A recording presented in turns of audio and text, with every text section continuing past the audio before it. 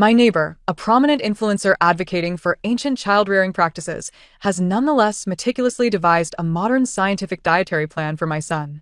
Her son, nourished solely on a vegetarian diet, is robust and physically well-developed, whereas my own son appears pallid and diminutive, suffering from severe malnutrition. While her son bathes in sand dug from the earth and thrives, my son is plagued by recurrent urinary tract infections and persistent itching, ultimately forced to relieve himself in a manner akin to that of a eunuch. She administers her own concocted herbal remedies to her son, while my son succumbs to renal failure, spending his days in a hospital ward, ultimately withering away to a mere skeleton before passing away on the hospital bed. Since my son's demise, the neighbor has ceased her promotion of ancient child-rearing methods and has instead adopted a more health-conscious approach to parenting. I came to realize the connection between my son's fate and the neighbor, yet when I confronted her, I was ridiculed online and ultimately assaulted by outraged netizens, leaving me bloodied and confined to a psychiatric hospital. Upon reopening my eyes, I found myself back on the very first day the neighbor moved in with her son. 01. I burst through the door, just in time to catch sight of Zhou Ming leading her son, Shirtu, up the staircase. The haunting image of my previous life, where my little treasure was but skin and bones, racked with painful moans, and the despair of being cast into a psychiatric hospital flooded my mind like an explosive revelation. Hatred erupted within me like a volcano. In a fit of rage, I raised my hand uncontrollably. Crack! The sharp sound echoed as I struck my little treasure, sending him tumbling down the steps. His forehead struck the stairs, blood gushing forth in a torrent. My son, momentarily dazed from the blow, reached out for a comforting embrace through tears. Yet, I had no time to attend to him. My gaze was fixated on Zhou Ming and her child. Shirtu stood there unscathed, his cheeks rosy and his eyes pure, as if the tragedy unfolding before him had no bearing on his existence. Zhou Ming frowned slightly, her tone distant. How could you strike a child? We should take him to the hospital. She maneuvered around us with Shirtu in tow, unlocking her door with a demeanor akin to avoiding filth. A profound sense of absurdity washed over me. Why was there no transfer of consequences? No, in my past life, my son did indeed show improvement. The transfer was not one-sided. I must comprehend the underlying patterns. I will not allow my child to perish unjustly again. Mommy, it hurts. The pitiful call of my little treasure jolted my thoughts back to reality. I looked at my son's small hands, now stained with blood and dirt, and my heart felt as if it were being gripped tightly by an unseen force, rendering me breathless with pain. I bent down abruptly, enveloping my little treasure in a tight embrace, feeling him tremble against me. I'm sorry, I'm so sorry, my little treasure. Mommy was wrong. Let's go home, and I'll help you tend to your wounds. I murmured incoherently as I hurried back to our home, cleaning the wound, applying medicine, and bandaging it. My little treasure gradually ceased to sobbing, leaving only faint hiccups. I held him tightly, yet my heart felt as cold as ice. This was all wrong. I had thought that harming my little treasure would somehow punish Shirtu, but that solid slap, along with my little treasure's tumble down the stairs, had left the mother and son next door unscathed. The harm I inflicted upon my little treasure had not, as I had surmised, transferred to Shirtu. I began to meticulously recall the events of my previous life, fearing I might overlook a single detail. 02 In my previous life, after I had lulled my little treasure to sleep, I heard that a new neighbor had moved in next door. When I went over to greet them, I witnessed Zhou Ming bathing her son in dirt dug up from the garden, still filled with grass roots. As she scooped the soil onto her child, she spoke passionately to the camera. The wisdom of our ancestors teaches us that children must be grounded. This natural earth contains the unseen essence of heaven and earth. It not only enhances a child's immunity but also nourishes the skin, far superior to any chemical shower gel. Look at our Shirtu. He has been washed this way since childhood, and his health is exceptional. Yet, as I observed the untreated soil, thoughts of the myriad bacteria, parasites, and pollutants it might harbor filled me with unease. Concerned for my own son, who had a weaker constitution, I cautiously interjected. Is it really hygienic to bathe children in dirt from outside? The environmental pollution is quite severe, and I'm worried about bacteria and such. Young children have delicate skin, and their immunity is still developing. A knowing glimmer flashed in the neighbor's eyes. It's all right, my Shirtu can handle it, she declared. then turned her attention back to the camera, extolling the virtues of ancient child-rearing methods. Disheartened, I left, only to return home and find my son, little treasure, in agony. His body swollen and covered in sores, wailing inconsolably. Ever since the neighbor's arrival, my once healthy little treasure had gradually grown pale and sickly, falling ill at the slightest provocation. I found myself taking him to the hospital almost weekly, where, no matter the tests, the doctors could only conclude he was malnourished and surrounded by too many allergens. Just when I was engulfed in guilt, holding my son and weeping, the neighbor appeared at my door. Cradling her rosy-cheeked son, who thrived under her ancient rearing methods, she solemnly advised me, "Hua, relying solely on daily nutrition isn't enough. Your child is lacking a strong foundation. He needs something truly good to supplement him." She began recommending various infant nutritional products, not the folk remedies she had touted in her videos, but beautifully packaged, scientifically formulated supplements adorned with foreign labels. She pulled out her phone, showing me purchase links, pointing to the exorbitant prices with a tone of sincerity. "Yes, it's a bit pricey, but you get what you pay for.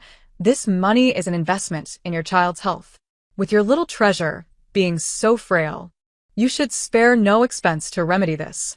Looking at my ailing little treasure and then at the vibrant Shirtu, I gritted my teeth and emptied my savings, purchasing the expensive bottles and jars according to her recommendations.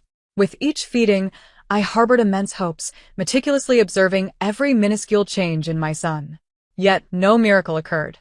Little treasure remained listless and lacked appetite, while those supplements, which were praised online for their efficacy, seemed to sink like stones in the ocean when applied to him, leaving not a ripple. However, I noticed that Shirtu, next door, seemed to be bursting with vitality. His eyes sparkled with brilliance, his skin radiated health, and an exuberance of life seemed to overflow from him. Meanwhile, my little treasure, often sickly, could only languish at the door, watching enviously as Shirtu called out to friends, leading them off to play soccer. Zhou cradled him, her smile brimming with pride. "See? These supplements are effective. Just look at how well Shirtu is doing." 03. I repeatedly took my son for blood tests alongside those supplements, and the doctor even suspected that I was fabricating lies, contemplating reporting me for child abuse. After much persistence in proving the truth, the doctor finally accepted the situation. The child's malnutrition and developmental delays were evident. Yet logically, these supplements should have revived even the most sickly child. The doctor raised his head, a look of confusion in his eyes. "According to our tests, these products are genuine and effective. Even if results vary from person to person, there should be at least some improvement." The doctor's words fell upon me like a bucket of ice water. If the products were sound, then why had my little treasure shown no signs of improvement?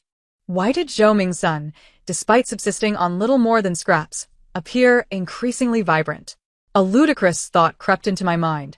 Could it be that the nutrients from these supplements were somehow being transferred away in a manner I could not comprehend? I knew my thoughts bordered on madness, but could it truly be impossible? Yet, the path of science seemed futile. Perhaps a counterattack with poison could yield results?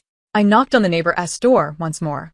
"Sister Zhou, I see Shirtu thriving under your care, and I wish to seek your advice.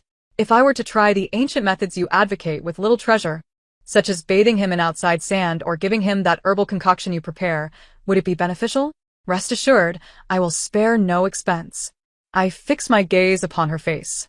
In that instant, the calm demeanor Zhou Ming wore vanished, panic flickering in her eyes. No. Absolutely not. Her voice rose sharply, resolute. "Hua, you must be mad. Those methods are ancestral traditions, tailored to one's constitution and fate. Your little treasure is far too weak to endure them. If you recklessly proceed, you could harm him." Her reaction was excessive. This was highly unusual. A person who garnered attention by advocating ancient child-rearing methods should have been eager to promote them, not vehemently oppose inquiries. There must be something amiss with her practices. The more she resisted, the more convinced I became. Since the supplements had proven ineffective for my little treasure, perhaps administering them to Shirtu would yield different results. After all, they were merely supplements and wouldn't harm the child. I resolved to give it a try. The opportunity soon presented itself. On one occasion, Zhou Ming had to leave unexpectedly, entrusting her child to the property management for supervision. Shirtu, exhausted from running, yearned for water. My heart thundered as I gazed at the cup not far away. This was the moment. In a swift motion, I poured a packet of expensive supplements, originally intended for my little one, into Shida's water bottle and shook it to mix. Throughout the process, my palms were clammy with cold sweat. Oblivious, Shirtu gulped down several mouthfuls. That night, I cradled my ailing little one in my arms, hardly daring to close my eyes. However, in the dead of night, when I touched his forehead, it seemed to have cooled a bit. The following morning, he, in a long-awaited display of affection, expressed a desire for some rice soup. Though still weak, it was undeniably a sign of improvement. Overwhelmed with joy, I resolved to continue administering some supplements to Shirtu, at least until my little one's fever subsided. But then, the police arrived. Officer, it was her. While I was away yesterday, she drugged my son's water. Zhou Ming's voice was shrill and laced with tears. A picture of a wrong victim. My son has been lethargic and has lost his appetite since last night. It must be her doing. She wants to imprison me. I felt as if I had fallen into an icy abyss, hastily retorting, "You are speaking nonsense." I did nothing. The community's surveillance footage captured everything clearly. Zhou Ming abruptly pulled out her phone and played a video. In the footage, my back was turned to the camera, my shoulder movements suspicious. As I indeed poured something into Shida's water bottle. That was a supplement. Something beneficial for children. I hurried to explain, trying to produce purchase records. A supplement? How can you be sure what you added? What gives you the right to feed my son something without my consent? You are clearly envious, psychologically disturbed. You want to harm my child. The officer scrutinized me, then glanced at the surveillance footage.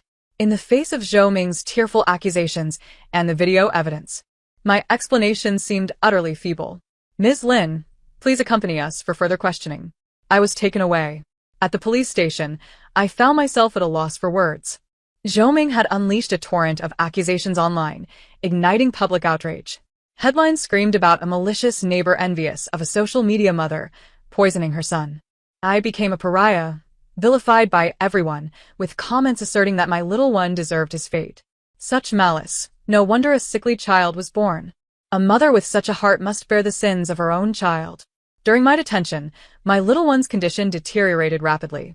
He had been suffering from a high fever, and for reasons unknown, he suddenly developed multi-organ failure. When I was finally released due to insufficient evidence and rushed to the hospital, all I found was a small box and a drawing. The nurse looked at me with disdain and pity. This child suffered greatly before leaving us. He requested we leave this for you. Such a well-behaved child. How could he have a mother like you? Trembling, I unfolded the crumpled drawing, rendered in crooked crayon strokes, depicting two figures holding hands, accompanied by the misspelled words, Mama. Noku. Little treasure not in pain, little treasure loves Mama. At that moment, all my strength evaporated, and my heart felt as if it had been ruthlessly torn apart. Like a walking corpse, I returned home and instinctively opened my phone. The first video that popped up was Zhou Ming's, racking up millions of likes. In the video, she was cheerfully brewing a pot of homemade herbal medicine, strange insect corpses floating in the concoction. Many fans inquired about Shida's robust health, to which she replied, "Aside from scientific feeding, the wisdom passed down from our ancestors is also crucial. Occasionally nurturing the body is essential." She then fed Shirtu a spoonful of that dark potion while he played with toys. He grimaced slightly, but still drank it down. In that moment, the string of reason in my mind snapped entirely. The juxtaposition of Shirtu's healthy, rosy face on the screen with the small box in my hand was profoundly ironic. In a frenzy, I dashed next door, pounding on the door with all my might. Zhou Ming opened it, and upon seeing me, her expression bore no surprise. Only a hint of icy mockery. "It's you. You killed my little treasure. What on earth happened? Return my son's life to me." I babbled incoherently, tears streaming down my face, consumed by a desire to tear her apart. Zhou Ming remained silent, calmly producing her phone and starting to record. "Look, she's back. Because of her lost child, she has been relentlessly pursuing me, falsely accusing me. I am truly terrified. Under the immense pressure of public opinion, I was forcibly committed to a psychiatric hospital. Yet, after my little one's death, Zhou Ming discarded her ancient child-rearing label and quickly transformed into a viral sensation, amassing millions of followers. In this new life, I remained vigilantly by my little one's side during the day, caring for him. At night, with red-rimmed eyes, I desperately searched online for ways to save him, but to no avail. His complexion visibly deteriorated daily, his frail body becoming increasingly emaciated, feeling weightless in my embrace. I became more vigilant regarding Zhou Ming. Her gentle voice wafted from the adjacent balcony. The wisdom of our ancestors, grains nourish, and a light diet is best for nurturing a child's innate vitality. Look at our Shirtu, raised vegetarian, his spirit is so vibrant.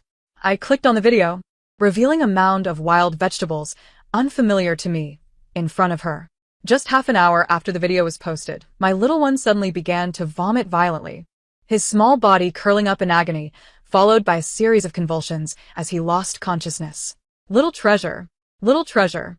My soul shattered as I clutched my convulsing son and rushed downstairs. Zhou Ming opened her door, feigning surprise with her hand over her mouth. Oh, dear, what happened? He was fine just a moment ago. I glared at her but found myself unable to utter a word. Outside the emergency room, the doctor emerged with a grave expression. The child has food poisoning, with indications of acute liver and kidney damage. We need to perform gastric lavage and dialysis immediately. What did you feed him? I gave him meat and dairy. Impossible. Family members, please do not deceive the doctor. This concerns your child's life. Doubtfully, I pulled out the image of the wild vegetables from Zhou Ming's video, and the test results matched perfectly.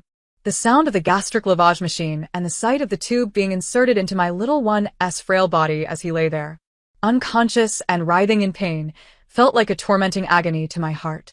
I stood in the corridor, clutching the flimsy test report, my body chilled to the bone. Zhou Ming. She knew.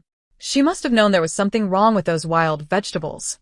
What was even more terrifying was that not long after, Zhou Ming, just as in the previous life, concocted a mud bath for viral attention. That very night, my little one's skin erupted into inexplicable rashes, which then developed into blisters. Os impulsos. I rushed him to various hospitals, but the doctors could only prescribe anti-inflammatory ointments, unable to explain the cause. I watched helplessly as my son became emaciated, unable to sleep at night due to itching and pain, his body nearly devoid of healthy flesh. Every day, I could see Shirtu frolicking in the yard through the window, even more robust than before. Zhou Ming's smile grew ever more radiant. Despair slowly consumed me. I contemplated feeding Shirtu nutritional supplements again, recalling how that had brought my little one a brief respite in the past. However, as soon as the thought emerged, it was swiftly crushed by a deeper fear. I dreaded her calling the police and having me imprisoned, only to return to find my little one as cold ashes. I rushed to the police station, accusing Zhou Ming of child abuse through her archaic methods of child rearing. But when the police arrived to investigate, Zhou Ming's face was one of innocence and surprise. Behind her, Shirtu appeared rosy-cheeked and bright-eyed, even greeting the officers politely. Officer, this is... Zhou Ming looked at me, then back at the police. Her expression filled with confusion. I pointed at her with great urgency. She feeds her son wild vegetables daily, sometimes even poisonous ones. Moreover, she bathes him with filthy mud. Such treatment of a child is utterly unacceptable. This is abuse. Zhou Ming's face bore a hint of unjust accusation. With a gentle sigh, she addressed the officer, Comrade. I believe this may be a misunderstanding. I am merely employing ancient methods of child rearing. Look at Shirtu. He appears to be thriving, does he not? The officer examined the lively and robust Shirtu, devoid of any red marks, then glanced at me, whose eyes were crazed with bloodshot veins, and at the sickly little bow peering from the doorway. Unsurprisingly, his skeptical gaze shifted towards me. The other child seems to be in excellent condition. Yet, your child has developed such ailments. We recommend you undergo a psychological evaluation. After the officers departed, Zhou Ming turned to me, offering a smile devoid of warmth, and lightly remarked, pot calling the kettle black. At that moment, I felt as though I had fallen into an icy abyss. Following the complete rupture of our facade, Zhou Ming appeared to act with even greater impunity. Perhaps as a punishment for my defiance, she intensified her actions. She began to promote a method of moxibustion acupuncture that had never appeared in her previous life. In her videos, surrounded by swirling smoke from the mugwort, Zhou Ming wielded a slender silver needle, puncturing and scorching several acupuncture points on Shida's back. The camera zoomed in closely, revealing the astonishing depth to which the needle penetrated the skin. Throughout the ordeal, Shirtu remained expressionless, neither crying nor complaining, not even furrowing his brow in discomfort, as if the needles and moxibustion were merely gentle caresses. This sparked a wave of controversy in the comments section. It looks painful. How can the child show no reaction? Does the blogger possess a medical qualification? This is no laughing matter. It's terrifying. Is this truly safe? Yet, a greater number of fans emerged to defend her. Could a mother truly harm her own son? Just look at how healthy Shirtu is. If you don't understand the methods of our ancestors, refrain from speaking out of turn. Support Sister Zhou. Did you not see that the child showed no pain? This indicates that the method is gentle and effective. The ensuing debate generated substantial traffic. Zhou Ming skillfully steered public opinion, transforming skepticism into mere noise of ignorance toward traditional wisdom. She shared evidence of Shirtu being even more lively and enjoying his meals. And amidst the chorus of praise for maternal greatness and profound traditional knowledge, her follower count surged once again. However, less than 2 hours after she posted her video, little Bao suddenly exhibited symptoms of facial paralysis, his mouth crooked. He began to wail that his entire body ached. I rushed him to the hospital, where the emergency department was at a loss, ultimately transferring us to the traditional Chinese medicine department. The seasoned old practitioner, after a meticulous examination of Bao's condition, became gravely serious. As he assessed Bao's head and back, his expression darkened. When his fingers pressed on several specific acupoints, Bao nearly fainted from the pain. The old doctor's brow furrowed deeply. He did not have time to chastise me, immediately retrieving silver needles to commence treatment. Once Bao fell into a weary slumber, the doctor called me into his office, his face ashen, his voice low yet laced with fury. How could you be such a mother? Your child has been recklessly needled in critical areas. His meridians are completely disrupted. You must prepare yourself for the worst. I have already contacted my senior, but there may be little hope for recovery. I felt as though struck by lightning, my entire being turned cold. Acupuncture? Yes, the old doctor affirmed with certainty. Yet confusion soon clouded his features. But curiously, I've examined repeatedly, and there are no needle marks on the child. Not a single trace. How is this possible? I managed a bitter smile, choosing not to respond. I knew that such supernatural occurrences would be met with disbelief. The old doctor, accompanied by a group, exerted every effort to treat Bao, employing all possible measures to sustain his faint breath. Throughout the grueling 7 days, Bao scarcely ceased his cries. Watching him suffer, his face twisted in agony, the doctor's words about potential irretrievable loss echoed like a curse in my mind. Seeing my son's face contorted with pain, my heart felt as though it were being repeatedly sliced by a dull blade. He cried out, asking, "Mommy, why does it hurt so much? Why has my mouth suddenly gone crooked? Am I turning into a monster?" All I could do was hold his trembling little body tightly, futilely stroking his back, telling him that I was outside, yet powerless to help. The overwhelming guilt and heartache nearly crushed me, as he was once again racked with excruciating pain, crying out for me, "It hurts so much. Please make it stop." The thread of my sanity finally snapped. I bought every candy and chocolate from the downstairs supermarket and gave him an overdose of children's painkillers. "Eat, my dear, eat and the pain will cease. With candy, your mouth will be sweet." Under the dual influence of sugar and medication, Bao temporarily fell into a deep sleep, and his expression seemed to soften somewhat. Thus, after 7 days, the old doctor informed me that while the child was stable for the moment, the nerve damage would require time to heal, and it was uncertain whether the facial paralysis would fully resolve. Take care of yourself. Upon returning with my son, I learned that Shirtu had suddenly begun to clutch one side of his face, crying inconsolably. Zhou Ming hurriedly took him to the dentist, returning with a pale complexion. Shirtu, who had once boasted a mouthful of healthy teeth, now suffered from extensive, severe cavities overnight, causing him such pain that he could not even eat. As I stood by the window, watching Zhou Ming return with the sobbing Shirtu, my heart first filled with astonishment, only to be suddenly illuminated by realization. So that was it. I embarked on a thorough regimen of joyful therapy for little Bao. I purchased boxes of candies, chocolates, chips, and sodas, allowing him to indulge freely. No longer were there restrictions or reservations. Bao transitioned from disbelief to sheer ecstasy, his once dim countenance, dulled by pain, began to sparkle with long-lost joy as he devoured the treats. "Mommy, I want more of that strawberry-flavored one." "All right, eat as much as you desire today." Simultaneously, I scarcely cooked anymore. We traversed the city's various corners, sampling food from unsanitary yet flavor-rich eateries. Bao ate to the point of sweating, his little mouth flushed from spice. Yet he danced with excitement. The price of all this joy was precisely mirrored in Shirtu's condition. In the neighboring unit, Shirtu, who had just undergone surgery for his cavities, saw a rapid deterioration of his condition. Zhou took him to every dental clinic in the city, but to no avail. The persistent pain left him weeping throughout the night, unable to eat normally, surviving only on liquids. He began to vomit and have diarrhea, visibly losing weight at an alarming rate.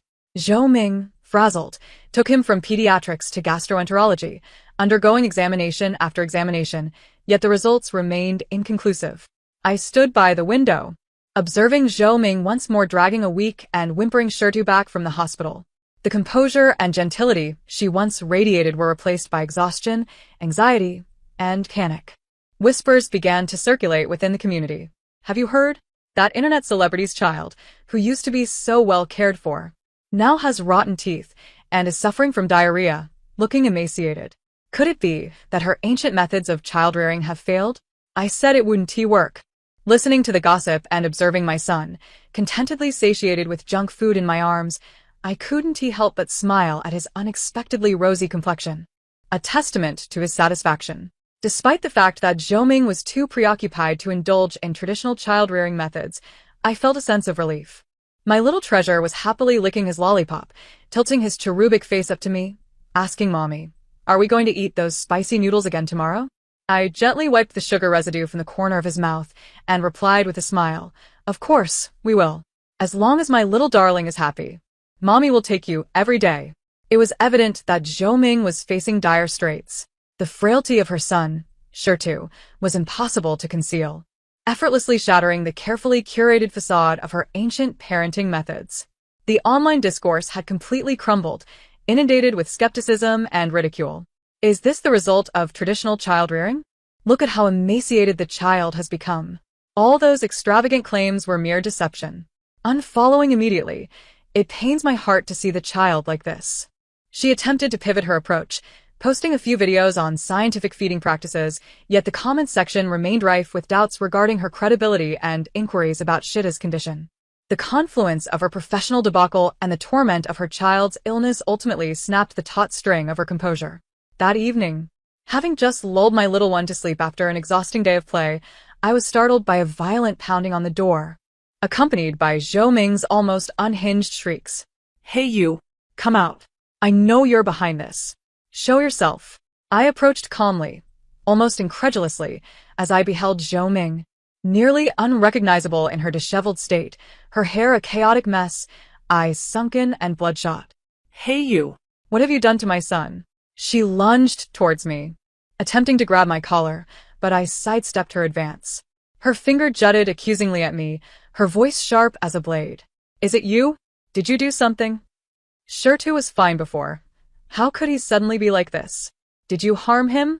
Leaning against the doorframe, I regarded her hysterical performance with a placid expression, a hint of derision gracing my features. "Sister Zhou, your words are quite amusing," I replied in a tone that was both calm and slightly languid. "What could I possibly do to your son? I'm merely a mother, striving to raise my child happily. What business is it of yours? If Shirtu is ill, take him to the hospital. What do you intend to achieve by confronting me?" I paused deliberately, letting my gaze sweep over her pallid visage, feigning astonishment.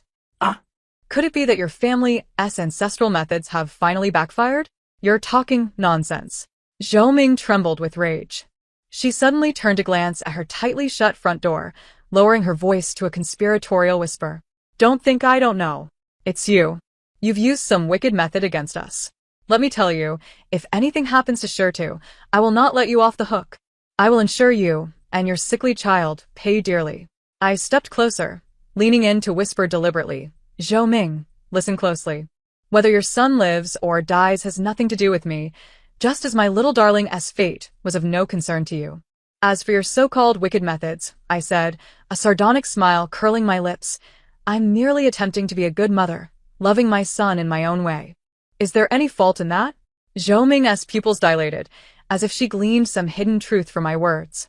She parted her lips, as if to say more. But I was no longer interested in hearing her. Tend to your own son, Zhou, the internet celebrity. Do not play the victim here. The last phrase, the thief crying thief, I withheld, merely echoing her earlier frantic pleas as I dismissed her with a cold finality. Stepping back to firmly shut the door with a resounding thud. The sound reverberated, effectively sealing her screams and curses outside. Leaning against the icy door, I could hear her anguished sobs and the sound of her unsteady departure. I rested my head against the door, covering my eyes with my arm, allowing a smile of bittersweet satisfaction to emerge, reveling in the small measure of revenge I had achieved. I edited a video of Zhou Ming's hysterical outburst at my door, instantly igniting public discourse. In my previous life, Zhou Ming had utilized public sentiment to force me into a psychiatric hospital. This time, I would unleash her own pride against her. The room had long been outfitted with a pinhole camera, lying in wait for her to reveal a crack in her facade. Once the video was released, riding the wave of Zhou Ming's downfall as a prominent influencer, the traffic surged dramatically. I approached my bedside, gazing at my son's peaceful visage, tenderly tucking him in. Zhou Ming, how does it feel to be devoured by the very public opinion you once wielded so effortlessly? How does it feel to witness your beloved child suffer while feeling utterly powerless? This is merely the appetizer. Capitalizing on the momentum, I crafted an entirely new persona.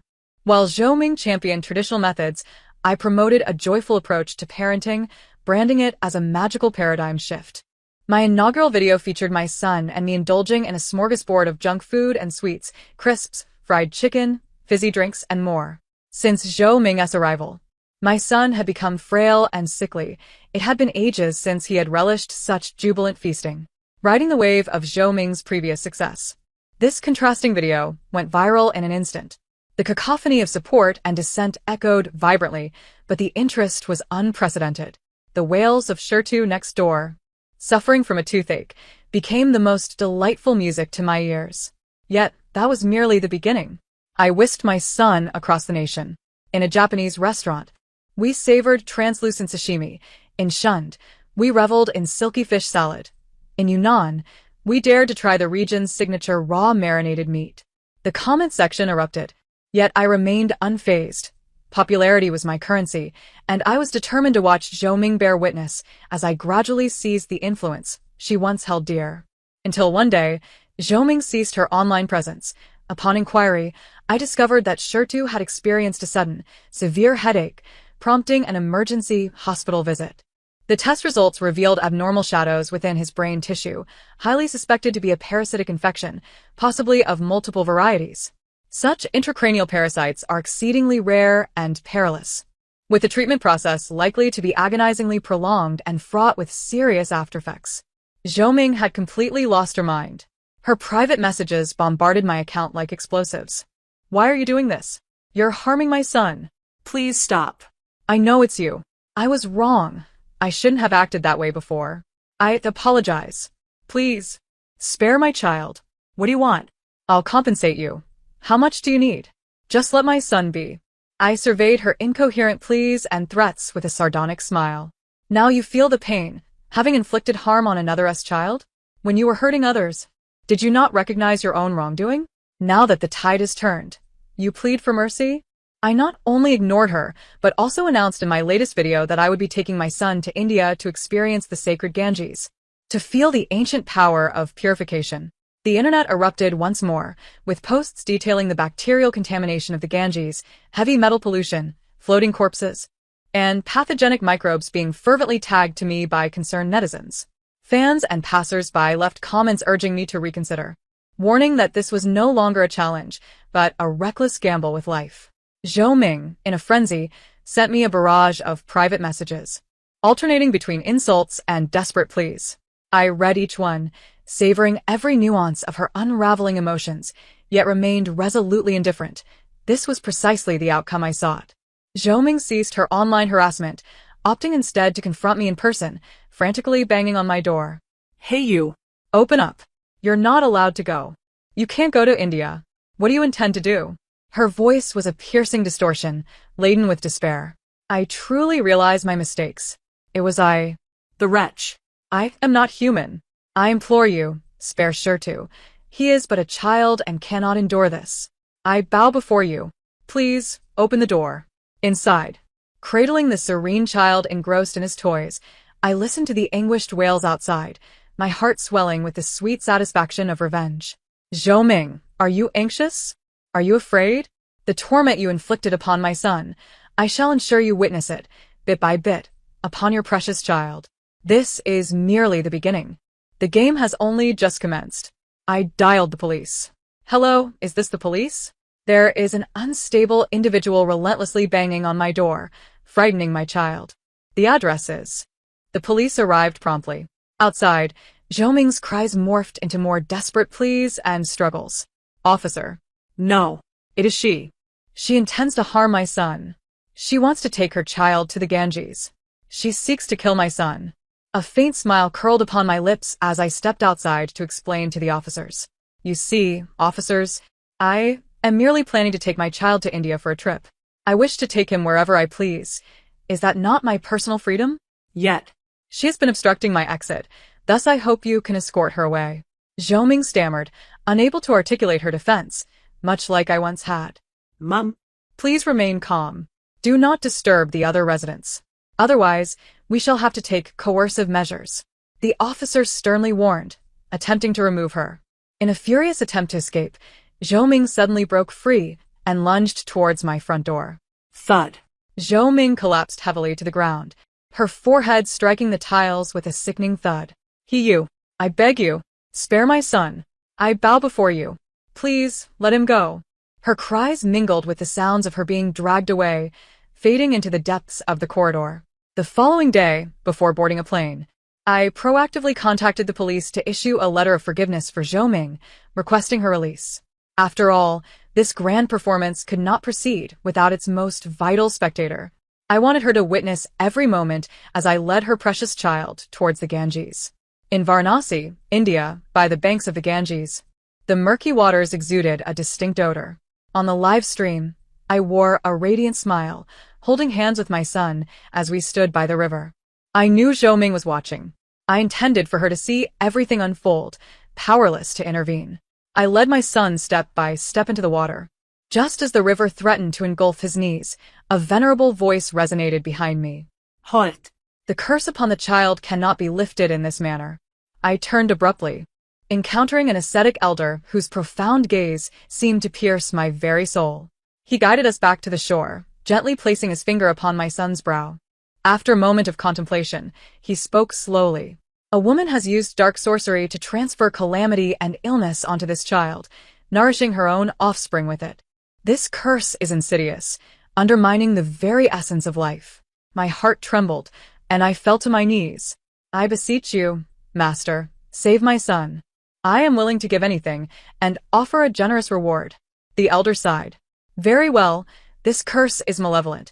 A donation of 500,000 to our temple will suffice. As merit to offset some karmic debt. Grant me 3 days and nights, and I shall help you resolve this matter. I shall donate. I immediately acquiesced. Without a hint of hesitation. Let it be 500,000. Even if it required my entire fortune, I would not hesitate to sever that malevolent connection. For the next 3 days and nights, the elder was exceedingly busy. On the 3rd day, I heard a crack, as if something had shattered. The elder withdrew his hand, his expression calm. The curse has been broken. The one who cast it shall reap the consequences. Almost simultaneously with the breaking of the curse, my son stirred, murmuring softly as he awakened. Mama? He gazed at me, displaying a natural, radiant smile. I embraced him tightly, tears of joy streaming down my face. I expressed my profound gratitude to the elder and fulfilled my promise of donation. Departing with my rejuvenated son, I ignored the skepticism online, eager to return home and witness Zhou and Shida's fate. Zhou and her son were involved in a car accident. Both were left paralyzed on the spot. their bodies covered in countless oozing sores, emitting a foul stench. The doctors declared that neither would ever stand again. Even if they awoke, they would be confined to wheelchairs and respirators for the rest of their lives. Furthermore, within days, they fell victim to a fraudulent scheme, losing all their possessions. Holding my account with 1 million followers, cradling my son whose complexion was now vibrant and serene, I gazed into the distance. Everything had come to an end. This is the taste of retribution. I looked down and gently kissed my son's cheek, whispering softly, "Little Bao, Mama will take you home." The end. Thank you for listening. Until we meet again in the next story.